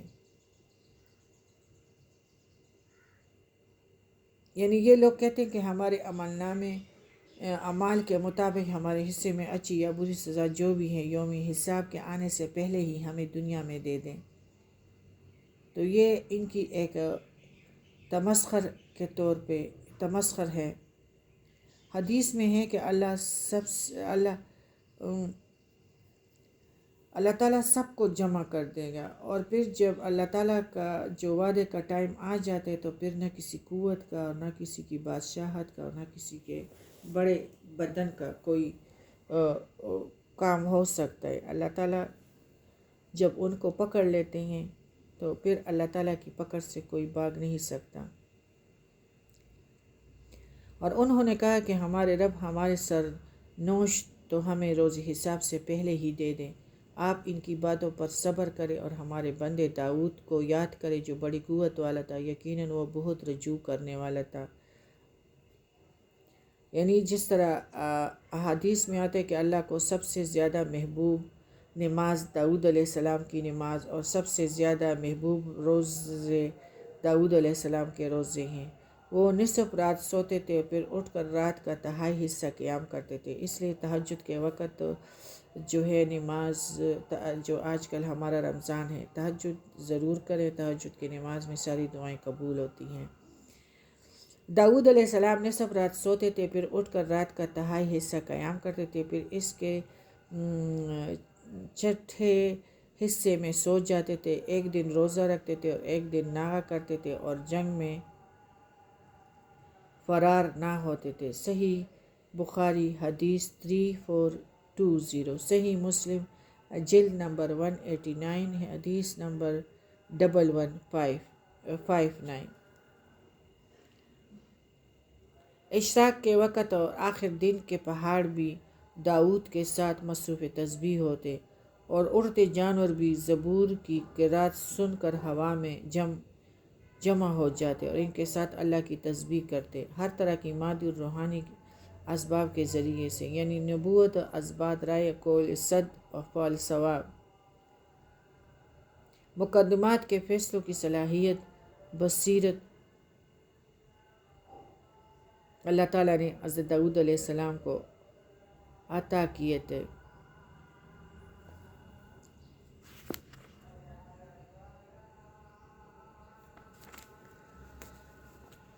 آیت نمبر 22، جب یہ داؤد کے پاس پہنچے، آیت نمبر 20 سورہ صاد، اور ہم نے اس کی سلطنت کو، داؤد علیہ السلام کی سلطنت کو مضبوط کر دیا، سلیمان علیہ السلام کی سلطنت کو مضبوط کر دیا اور اسے حکمت دی اور اس بات کا فیصلہ دیا۔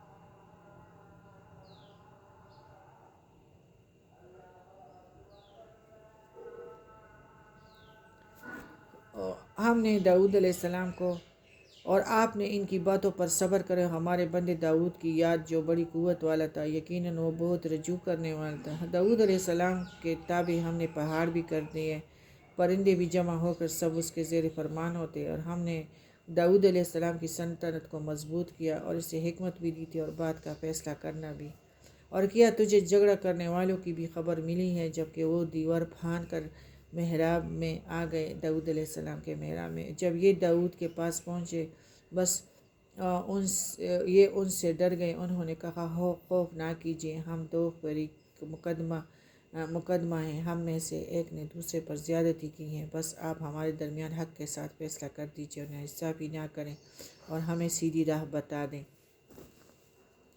ڈرنے کی وجہ صاف ظاہر ہے کہ ایک تو دروازوں کے بجائے عقب سے دیوار چڑھ کر اندر آئے، دوسرے انہوں نے اتنا بڑا اقدام کرتے ہوئے بادشاہ وقت سے کوئی خوف محسوس نہیں کیا۔ ظاہری اسباب کے مطابق خوف والی چیز سے خوف کھانا انسان کا ایک طبعی تقاضا ہے۔ یہ منصب و کمال نبوت کے خلاف ہے، نہ توحید کے منافی۔ توحید کے منافی غیر اللہ کا وہ خوف ہے جو ماورائے اسباب ہے۔ آنے والے نے تسلی دی کہ گھبرانے کی ضرورت نہیں ہے، ہمارے درمیان ایک جھگڑا ہے، ہم آپ سے فیصلہ کرانے آئے ہیں، آپ حق کے ساتھ فیصلہ فرمائیں اور سیدھے راستے کی طرف ہماری رہنمائی بھی۔ بھائی سے مراد دینی بھائی، یعنی شریک کاروبار یا دوست ہے، سب پر بھائی کا اطلاق صحیح ہے۔ یعنی ایک دمبی بھی میری دمبیوں میں، اس کے پاس ایک دمبی ہے کہ وہ میری دمبوں میں شامل کر دے تاکہ میں ہی اس کا ہی ضامن اور کفیل ہو جاؤں۔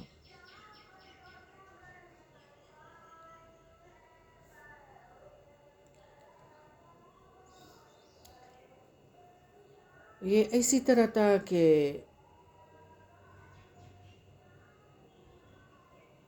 حضرت داؤد کا یہ کیا کام تھا کہ جس پر کوتاہی کا اور توبہ ندامت کا اظہار انہیں احساس ہوا اور اللہ نے اس سے معاف فرما دیا۔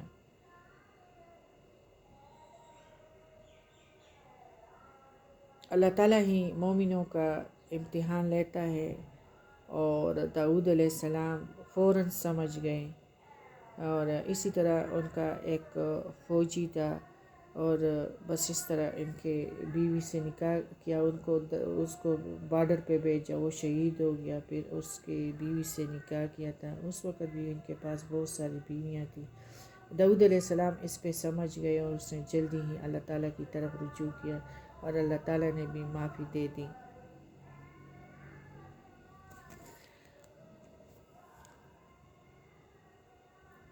بس ہم نے بھی انہیں وہ معاف کر دیا، یقیناً وہ ہمارے نزدیک بڑے مرتبے والے اور بہت اچھے ٹھکانے والے ہیں۔ اے داؤد، ہم نے تمہیں زمین میں خلیفہ بنا دیا ہے، تم لوگوں کے درمیان حق کے ساتھ ایک فیصلے کرو، اپنی نفسانی خواہش کی پیروی نہ کرو، ورنہ وہ تمہیں اللہ کی راہ سے بھٹکا دے گی۔ یقیناً جو لوگ اللہ کی راہ سے بھٹک جائیں ان کے لیے سخت عذاب ہے، اس لیے انہوں نے حساب کے دن کو بھلا دیا ہے، اور ہم نے آسمان اور زمین اور ان کے درمیان کی چیزوں کو ناحق پیدا نہیں کیا۔ یہ گمان تو کافروں کا ہے، سو کافروں کے لیے خرابی ہے آگ کی۔ کیا ہم ان لوگوں کو جو ایمان لائے نیک عمل کیے ان کے برابر کر دیں گے جو ہمیشہ زمین میں فساد مچاتے ہیں، یا پرہیزگاروں کو بدکاروں جیسا کر دیں گے؟ یہ بابرکت کتاب قرآن، جسے ہم نے آپ کی طرف اس لیے نازل فرمایا کہ لوگ اس کی آیاتوں پر غور و فکر کریں، اور عقل مندوں میں اس کے لیے نصیحت ہے۔ اور ہم نے داؤد کو سلیمان عطا فرمایا جو بڑا اچھا بندہ تھا اور بے حد رجوع کرنے والا تھا۔ اور جب ان کے سامنے پچھلے پہرا اصیل تیز گھوڑے پیش کیے گئے تو کہنے لگے، میں نے اپنے پروردگار کی یاد پر ان گھوڑوں کی محبت کی ترجیح دی، یہاں تک کہ آفتاب چھپ گیا۔ ان گھوڑوں کو دوبارہ میرے سامنے لاؤ۔ پھر تو پنڈلیوں اور گردنوں پر ہاتھ پھیرنا شروع کیا۔ ہم نے سلیمان کی آزمائش ان کے تخت پر ایک جسم ڈال دیا، پھر اس نے رجوع کیا۔ یہ آزمائش کیا تھی؟ کرسی پر ڈالا گیا جسم کسی چیز کا تھا، اور اس کا مطلب کیا ہے؟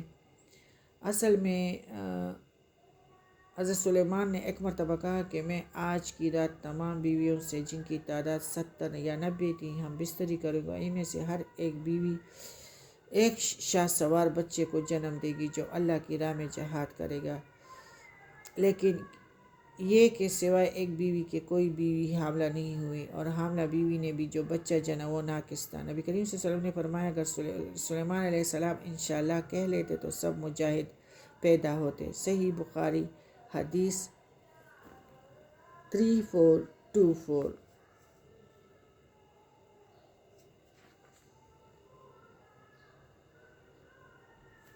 آیت نمبر 40۔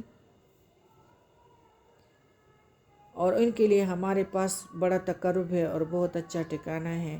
اور ہمارے بندے ایوب کا بھی ذکر کرے، جب کہ اس نے اپنے رب کو پکارا کہ مجھے شیطان نے رنج اور دکھ پہنچایا ہے، اپنا پاؤں مارو، اور یہ نہانے کا ٹھنڈا اور پینے کا پانی ہے، اور ہم نے اسے اس کا پورا کنبہ عطا فرمایا، بلکہ اتنا ہی بھی اور بھی اس کے ساتھ اپنی خاص رحمت سے۔ عقل مندوں کے لیے نصیحت ہے۔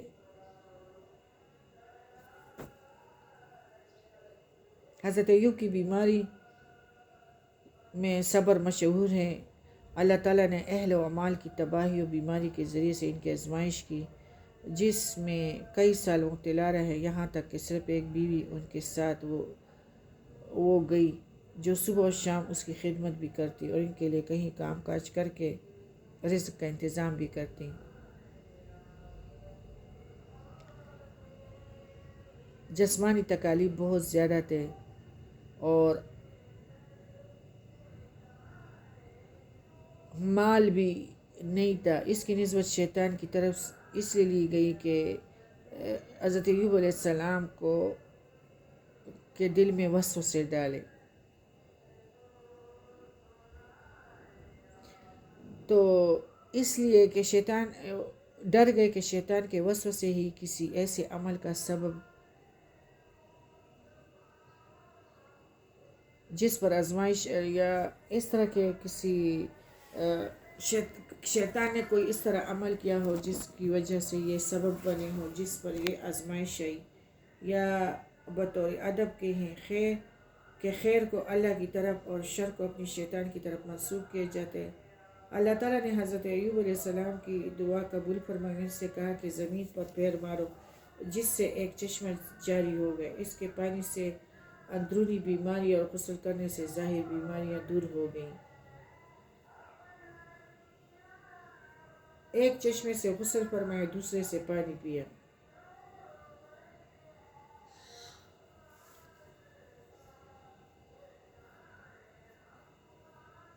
ایوب علیہ السلام یہ سب کچھ جو ایوب علیہ السلام کو اللہ تعالیٰ فرماتے سب کچھ ہم نے جو دوبارہ عطا کیا تو اپنی رحمت خاص کے اظہار کے علاوہ اس کا دوسرا مقصد یہ ہے کہ اہل دانش اس سے نصیحت حاصل کرے کہ وہ بھی ابتلا و شدائد پر اسی طرح صبر کرے جس طرح ایوب علیہ السلام نے کیا۔ بیماری کے ایام میں خدمت گزار بیوی کو کس بات سے ناراض ہو کر کسی بات پہ حضرت ایوب نے 100 کوڑے مارنے کی قسم کھائی تھی۔ صحت یاب ہونے کے بعد اللہ تعالیٰ نے فرمایا کہ 100 تنکوں والی جاڑو لے کر ایک مرتبہ اسے مار دیں، تیسری قسم پوری ہو جائے گی۔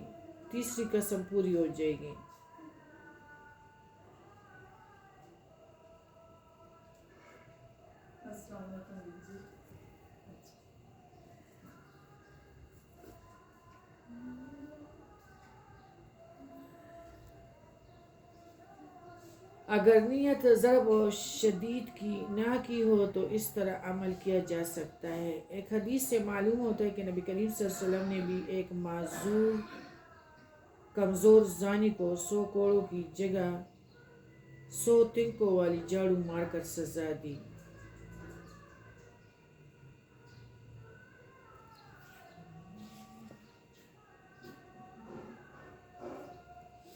آیت نمبر 61 وہ کہیں گے اے ہمارے رب جس نے کفر کی رسم ہمارے لیے پہلے سے نکالی ہو اس کے حق میں جہنم کی دگنی سزا کر دیں۔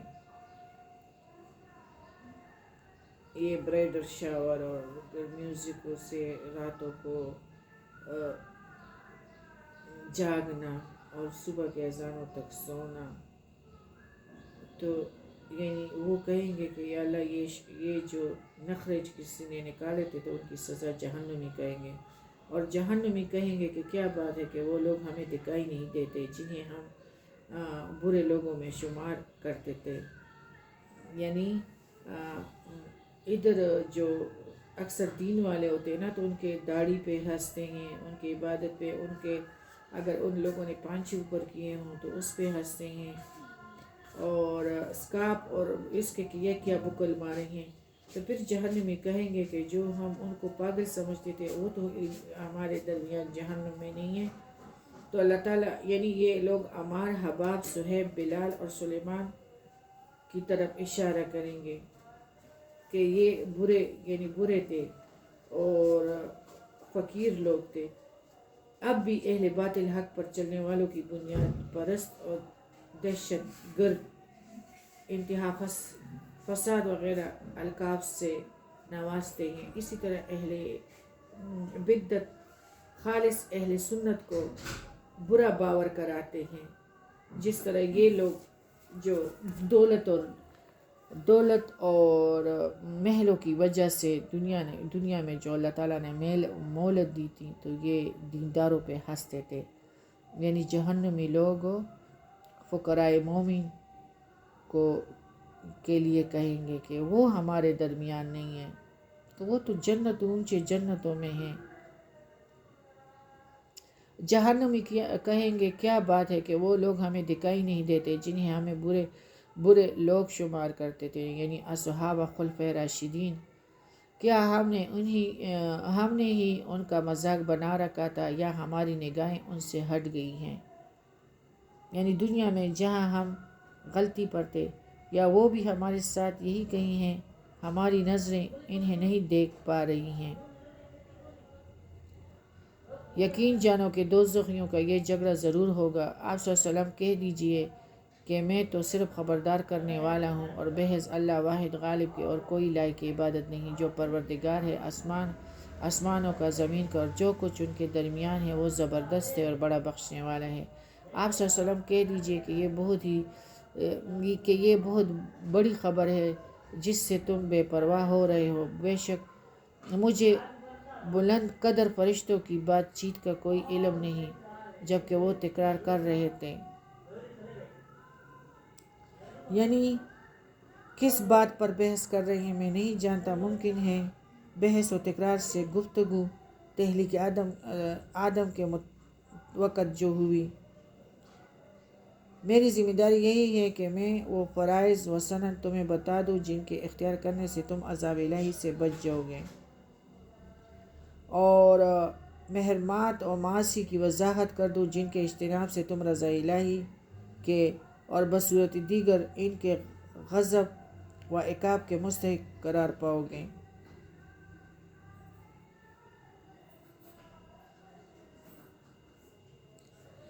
یہی وہ انذار ڈرانا ہے جس کی وحی میری طرف کی جاتی ہے۔ میری طرف فقط یہی وحی کی جاتی ہے کہ میں تو صاف آگاہ کر دینے والوں میں سے ہوں۔ جب آپ کے رب نے فرشتوں سے ارشاد فرمایا کہ میں مٹی سے انسان کو پیدا کرنے والا ہوں، سو جب میں اسے ٹھیک ٹھاک کر لوں اور اس میں اپنی روح پھونک دوں تو تم سب اس کے سامنے سجدے میں گر پڑنا۔ چنانچہ تمام فرشتوں نے سجدہ کیا مگر ابلیس نے نہیں کیا، اس نے تکبر کیا اور وہ ہو گیا بھی کافروں میں سے۔ اللہ نے فرمایا، اے ابلیس، تجھے اسے سجدہ کرنے سے کس چیز نے روکا جس میں نے اپنے ہاتھوں سے پیدا کیا؟ کیا تم کچھ گمنڈ میں آ گیا یا تو بڑے درجے والوں میں سے ہیں؟ اس نے جواب دیا کہ میں اس سے بہتر ہوں، تو نے مجھے آگ سے بنایا ہے اور اسے مٹی سے بنایا ہے۔ ارشاد ہوا کہ تو یہاں سے نکل جا، تو مردود ہوا اور تجھ پر قیامت کے دن تک میری لعنت اور پھٹکار ہے۔ کہنے لگا، میرے رب، مجھے لوگوں کے اٹھ کھڑے ہونے کے دن تک مہلت دے۔ اللہ نے فرمایا، تو مہلت والوں میں سے ہے متعین وقت کے دن تک۔ کہنے لگا، پھر تو تیری عزت کی قسم، میں ان سب کو یقیناً بہکا دوں گا۔ بحث تیرے ان بندوں کے جو چیدہ ہے، چنے ہوئے ہیں، پسندیدہ ہوں۔ فرمایا، سچ تو یہ ہے اور میں سچ ہی کہا کرتا ہوں کہ تجھ سے اور تیرے تمام ماننے والوں سے میں بھی جہنم کو بھر دوں گا۔ آپ صلی اللہ علیہ وسلم کہہ دیجئے کہ میں تو تم سے اس پر کوئی بدلہ طلب نہیں کرتا، فیس تو نہیں مانگتا، اور نہ میں تکلف کرنے والوں میں سے ہوں۔ یہ تو تمام جہان والوں کے لیے سراسر یہ قرآن پاک نصیحت ہے۔ یقیناً تم اس کی حقیقت کو کچھ ہی وقت کے بعد صحیح طور پر جان لو گے۔ یعنی قرآن نے جن چیزوں کو بیان کیا ہے، جو وعدے وعید ذکر کیے ہیں، ان کی حقیقت صداقت بہت جلد تمہارے سامنے آ جائے گی۔ اس کی صداقت یوم بدر کو بھی واضح ہوئی تھی، فتح مکہ کے دن بھی ہوئی تھی، موت کے وقت سب پر ہی واضح ہو جاتی ہیں۔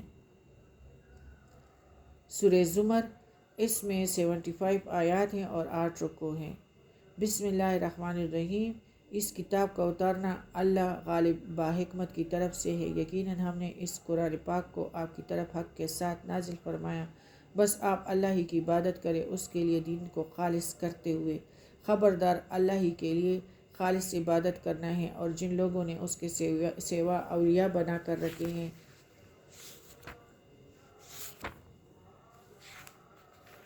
اللہ تعالیٰ نے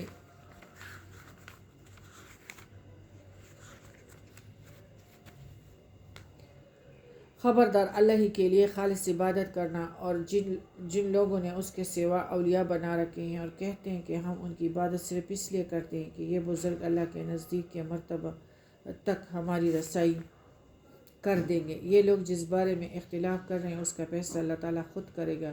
جھوٹے ناشکرے لوگوں کو اللہ راہ نہیں دکھاتا۔ یعنی عام افراد اور اشخاص جن کے لوگوں نے اپنے طور پر خدائی اختیارات کا حامل قرار دے رکھا ہے۔ ما انزل اللہ بہا من سلطان، اللہ تعالیٰ نے اس پر کوئی دلیل نہیں اتاری ہے۔ اللہ تعالیٰ رازق ہے، اللہ تعالیٰ ہی خالق ہے، دوسروں کی عبادت کیوں کرے؟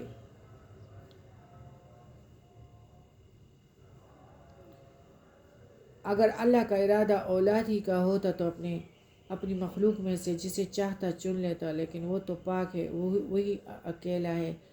ادھر کہتے ہیں قل هو اللہ احد اللہ الصمد لم یلد، اور پھر جا کے شرک اور اندھیروں میں غرق ہو جاتے ہو۔ تو یہ بھی تو عقیدہ نہیں ہے نا۔ قل هو اللہ احد کی اس پہ ذرا غور کرے کہ اس کا کیا مطلب ہے۔ اللہ ایک ہے، نہ وہ کسی سے جنا ہے نہ اس نے کوئی جنا ہے۔ اللہ تعالیٰ قل هو اللہ احد کہتے ہو اور پھر ساتھ شرک بھی کرتے ہو۔ اللہ ایک اور واحد ہے۔ اگر اللہ کا ارادہ اولاد ہی کا ہوتا تو اپنے مخلوق میں سے جسے چاہتا چن لیتا، لیکن وہ تو پاک ہے، وہی اللہ ہے یا گانا اور قوت والا۔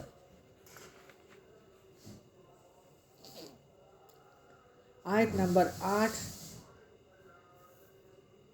الزمر۔ اور انسان کو جب کوئی تکلیف پہنچتی ہے تو وہ خوب رجوع کرتے ہوئے اپنے رب کو پکارتے ہیں، پھر جب اللہ اسے اپنے پاس سے نعمت عطا فرما دیتا ہے تو وہ اس سے پہلے جو دعا کرتا ہے اسے بالکل بھول جاتا ہے، یعنی تکلیف بھول جاتا ہے۔ جس کو دور کرنے کے لیے وہ دوسروں کو چھوڑ کر اللہ سے دعا کرتا تھا، اس رب کو بھول جاتے ہیں جسے وہ پکارتا تھا، اس کے سامنے تضرع کرتا ہے، پھر شرک میں مبتلا ہو جاتا ہے کہ میں فلانا کے پاس گئی تو میری یہ تنگی دور ہو گئی، فلانا کے پاس گئی تو اس نے مجھے یہ خوشی دے دی۔ لیکن جب صحیح وقت آتا ہے تو پھر ان سے ایک آواز ہو کہ اللہ کے لیے، یعنی اللہ سے دعا کرتے ہیں، لیکن جب وہ تکلیف ختم ہو جاتی ہیں تو اس کے ساتھ ہی شرک میں رب کو بھول جاتے ہیں۔ مطلب یہ کہ ایک گمراہ، دنیا کی طرف مائل کافر اور مشرک جس کا یہ حال ہے، جو ابھی مذکورہ دوسرا شخص سے تنگی اور خوشی میں رات کی گھڑیاں اللہ کے سامنے عاجزی اور فرمانبرداری کا اظہار کرتے ہوئے سجود اور قیام میں گزارتا ہے، آخرت کا خوف بھی اس کے دل میں ہے اور رب کے رحمت کا امید بھی، یعنی خوف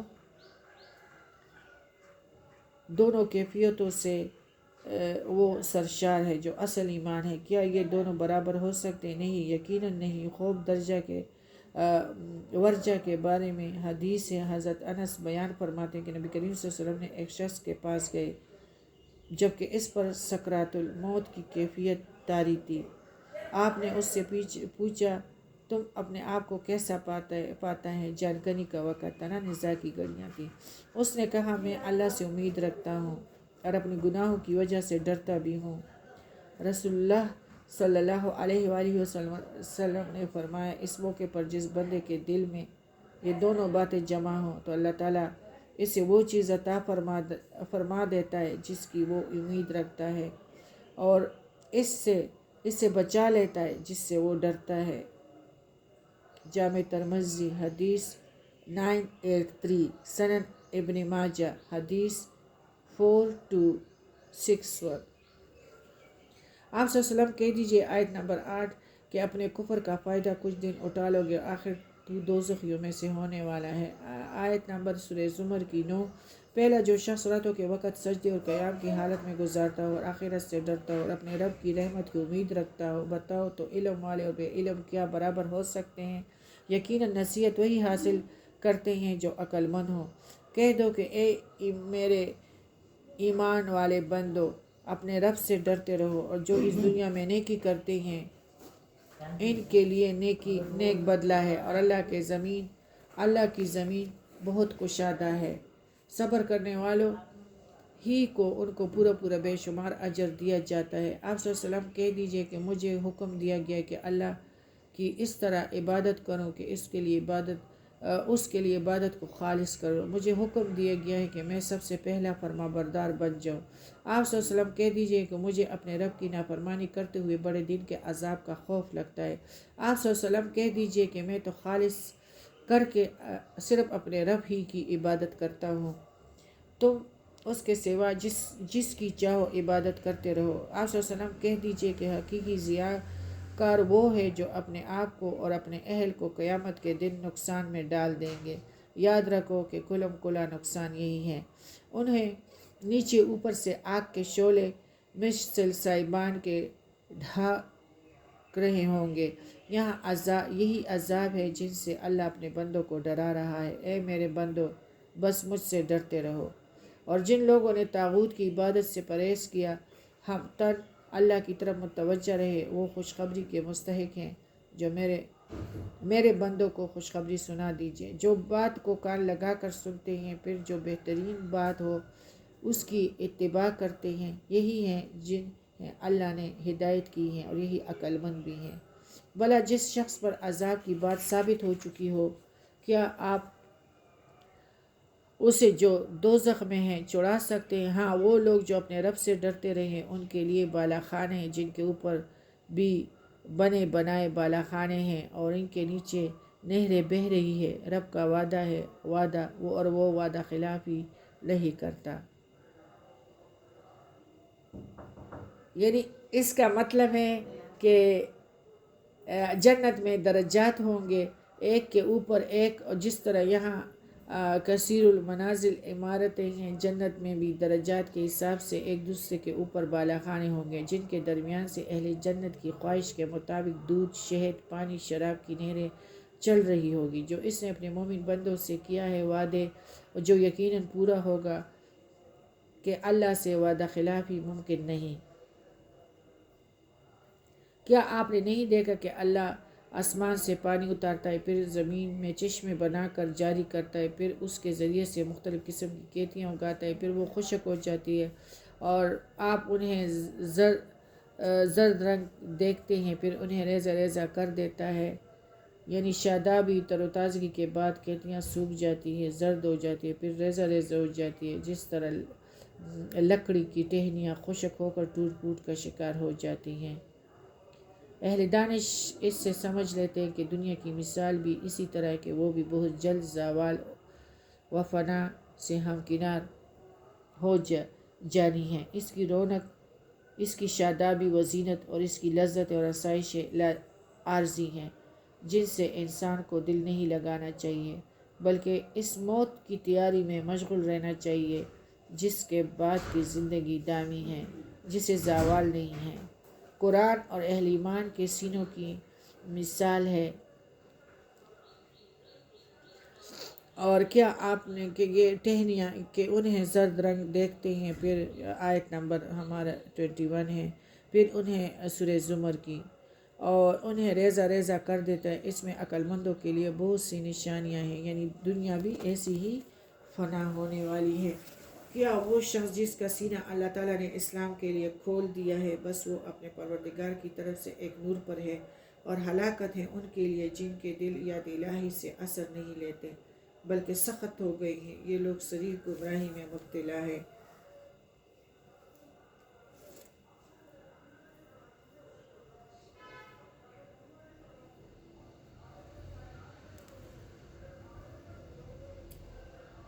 اس میں آیت نمبر جو 70 میں ہے، ان فی ذالک لذکر لأولی الالباب، آیت 21 میں جو ہے سورہ زمر میں، اس میں عقل مندوں کے لیے بہت زیادہ نصیحت ہے۔ یعنی انسان کو چاہیے کہ موت کی تیاری میں مشغول رہے، جس کے بعد کی زندگی دامی ہے، جسے زوال نہیں ہے۔ قرآن اور اہل ایمان کے سینوں کی مثال، مطلب کہ اللہ تعالیٰ نے آسمان سے قرآن اتارا جسے وہ مومنوں کے دلوں میں داخل فرماتا ہے، پھر اس کے ذریعے سے دین باہر نکلتا ہے جو ایک دوسرے سے بہتر ہوتا ہے۔ پس مومن تو ایمان اور یقین میں زیادہ ہو جاتا ہے، جس کے دل میں روب ہوتا ہے وہ اس طرح کے خشک ہو جاتا ہے جس طرح کھیتی خشک ہو جاتی ہے۔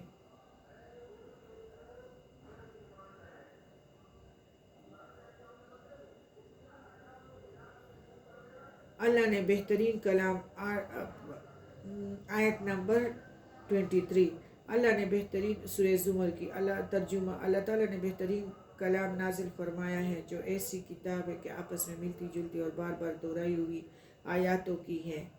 بار بار یعنی قبول حق اور خیر کا راستہ اپنانے کی توفیق اللہ تعالیٰ کی طرف سے مل جائے تو بس وہ اسے شرح صدر کی وجہ سے رب کی روشنی پر ہے۔ کیا یہ اس جیسا ہو سکتا ہے جس کا دل اسلام کے لیے سخت اور اس کا سینہ تنگ ہو اور وہ گمراہی کے تاریکوں میں بھٹک رہا ہو؟ اللہ تعالیٰ نے بہترین کلام نازل فرمایا ہے قرآن پاک، جو ایسی کتاب ہے کہ آپس میں ملتی جلتی اور بار بار دہرائی ہوئی آیاتوں کی ہیں، جس سے ان کے رونگٹے کھڑے ہو جاتے ہیں جو اپنے رب کا خوف رکھتے ہیں، یعنی وعیدوں کی سمجھنے والے، اور آخر میں ان کے جسم اور دل اللہ کے ذکر کی طرف نرم ہو جاتے ہیں۔ جب اللہ کی رحمت اور اس کی لطف و کرم کی امیدان کے دلوں میں پیدا ہوتی ہیں تو ان کے اندر سوز و گداز پیدا ہو جاتے ہیں، وہ اللہ کی ذکر میں مصروف ہو جاتے ہیں۔ حضرت قتادہ فرماتے ہیں کہ اس میں اولیاء ولی اللہ کی صفتیں بیان کی گئی ہیں کہ اللہ کے خوف سے ان کے دل کانپ اٹھتے ہیں، ان کے آنکھوں سے آنسو رواں ہو جاتے ہیں، اور ان کے دلوں کو اللہ کے ذکر سے اطمینان نصیب ہوتا ہے۔ یہ نہیں ہوتا کہ وہ مدہوش حواس باختہ ہو جائے، عقل و ہوش باقی نہ رہے، یا اس میں شیطان داخل ہوتا ہے۔ آج بھی بدعتوں کی قوالی، اس طرح کی شیطانی حرکتیں عام ہیں، جسے وجد حال یا سکر و مستہ سے تعبیر کرتے ہیں۔ اہل ایمان کا معاملہ اس کے بارے میں کافروں سے باوجہ مختلف ہے۔ ایک یہ کہ اہل ایمان کا سماع قرآن کریم کی تلاوت، جبکہ کفار کا سماع بے حیا مغنیات کی آواز میں گانا بجانا سننا ہے، جیسے اہل بدعت کا سماع مشرکانہ غلو پر مبنی قوالیاں اور شرک سے بری ہوئی نعتیں، جس طرح عیسائیوں نے بہت غلو کیا ہے عیسیٰ علیہ السلام کے بارے میں، اس طرح نبی کریم صلی اللہ علیہ وسلم کے بارے میں یہ شرک سے بری ہوئی نعتیں، قوالیاں۔ دوسرے یہ کہ اہل ایمان قرآن سن کر ادب و خشیت سے، محبت سے اور علم و فہم سے رو پڑتے ہیں اور سجدہ ریز ہو جاتے ہیں، جبکہ کفار شور کرتے ہیں اور کھیل کود میں مصروف رہتے ہیں۔ تیسرے اہل ایمان سماع قرآن کے وقت ادب و تواضع اختیار کرتے ہیں، جیسے صحابہ کرام کی عادت مبارکہ تھی، جس سے ان کے رونگٹے کھڑے ہو جاتے اور ان کے دل اللہ کی طرف جھک جاتے۔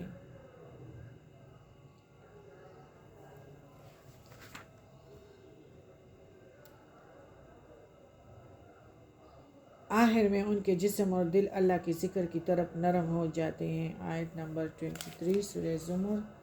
یہ ہے اللہ کی ہدایت، جسے چاہے یہ دکھا دیتا ہے، اور جسے اللہ ہی راہ بلا دے اس کا ہادی کوئی نہیں۔ بھلا جو شخص قیامت کے دن بدترین عذاب کی ڈھال اپنے منہ کو بنائے گا، ایسے ظالموں سے کہا جائے گا کہ اب اپنے کیے کا وبال چکھو۔ یعنی جو یہ قوالی نائٹ، برائڈل شاور اور نعت خوانوں کو پھر بلاتے ہیں اور پھر ان پہ پیسے نچاور کرتے ہیں، اہل بدعت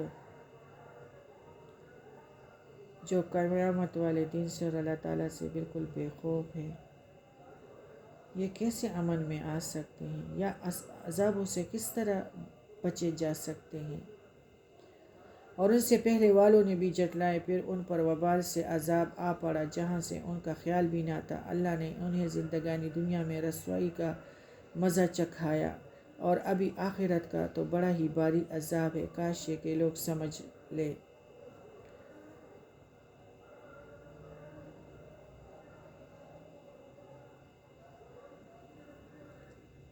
اور یقیناً ہم نے اس قرآن آیت نمبر 27 سورہ زمر، اور یقیناً ہم نے اس قرآن میں لوگوں کے لیے ہر قسم کی مثالیں بیان کر دی ہیں، کیا عجب کہ وہ نصیحت حاصل کر لیں۔ یعنی لوگوں کو سمجھانے کے لیے اللہ تعالیٰ فرماتے ہیں ہر طرح کی مثالیں بیان کی ہیں تاکہ لوگوں کے ذہنوں میں باتیں بیٹھ جائیں اور وہ نصیحت حاصل کر لیں۔ قرآن ہے عربی میں، جس میں کوئی کجی نہیں، ہو سکتے کہ وہ پرہیزگاری اختیار کر لے۔ قرآن عربی میں ہے، ہر والے قوم کے لیے علیحدہ زبانیں ہیں. ان کو چاہیے کہ عربی بھی ضرور پڑھے، لیکن عربی کا ترجمہ بھی ضرور پڑھیں. مخلص مومن کے لیے یہ بہت ہی انتہا ضروری ہے. ہماری تو بوڑھی عورتیں بھی اور ہاتھ پہ ہاتھ کہ میں رمضان میں 8 9 10 قرآن پاک ختم کروں گی، تو اس کا کیا مطلب؟ سب سے پہلے تو جو ہمارے پاس ایک اللہ تعالیٰ کا خط ہے، اس کا تو ہم اپنے اللہ کے خط کو تو پڑھیں، اپنی زبان میں تو سمجھیں، تب ہماری اس کے ساتھ وابستگی پیدا ہوگی نا. اللہ مثال بیان فرماتا ہے 29 سورہ زمر. اللہ مثال بیان فرما رہا ہے ایک وہ شخص جس میں بہت سے باہم زد رکھنے والے ساجی ہیں، اور دوسرا وہ شخص ہے جو صرف ایک ہی کا غلام ہے. کیا یہ دونوں صفت میں یکساں ہیں؟ اللہ ہی کے لیے سب تعریفیں ہیں.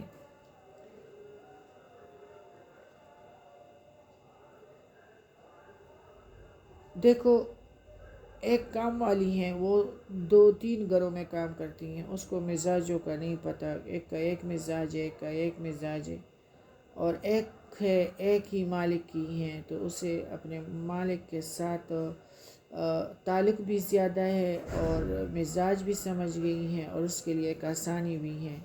تو اللہ تعالیٰ فرماتے ہیں کہ اللہ ہی کے لیے سب تعریفیں ہیں، اور ایک ہی یعنی ایک اللہ کے جب غلام بن جاؤ گے تو دنیا کے ساری چیزوں کی غلامی سے بچ جاؤ گے. یقیناً خود آپ کو بھی موت کا مزہ چکھنا ہے، اور یہ سب بھی مرنے والے ہیں. پھر تم سب کے سب قیامت کے دن اپنے رب کے سامنے جھگڑو گے. یعنی یہ پیغمبر، آپ بھی اور آپ کے مخالف بھی، سب موت سے ہی ہمکنار ہو کر اس دنیا سے ہمارے پاس آخرت میں آئیں گے. دنیا میں توحید اور شرک کا فیصلہ تمہارے درمیان نہیں ہو سکا اور تم اس بارے میں جھگڑتے ہی رہے، لیکن یہاں اس کا فیصلہ کروں گا، اور مخلص موحدین کو جنت میں اور مکذبین کو جہنم میں داخل کروں گا.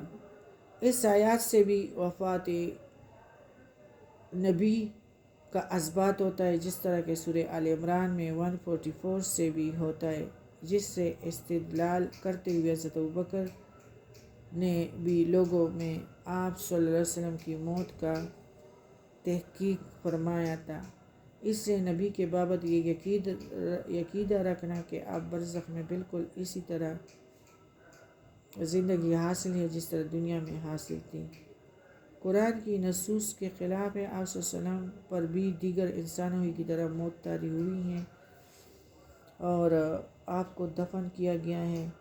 قبر میں آپ کو برزخی زندگی تو یقیناً حاصل ہے. خاتم النبیین ہیں، اللہ تعالیٰ کے پیارے ہیں، اور جس کی کیفیت کا ہمیں علم بھی نہیں ہے، لیکن دوبارہ قبر میں آپ کو دنیاوی زندگی عطا نہیں کی گئی ہے. تفصیل کے لیے مسئلہ حیات النبی صلی اللہ علیہ وآلہ وسلم، تالیف شیخ الحدیث مولانا محمد اسماعیل سلفی رحمۃ اللہ کا کتاب اسٹڈی کریں. سبحانک اللہم و بحمدک، اشہد ان لا الہ الا انت، استغفرک و اتوب الیک. السلام علیکم ورحمۃ اللہ وبرکاتہ.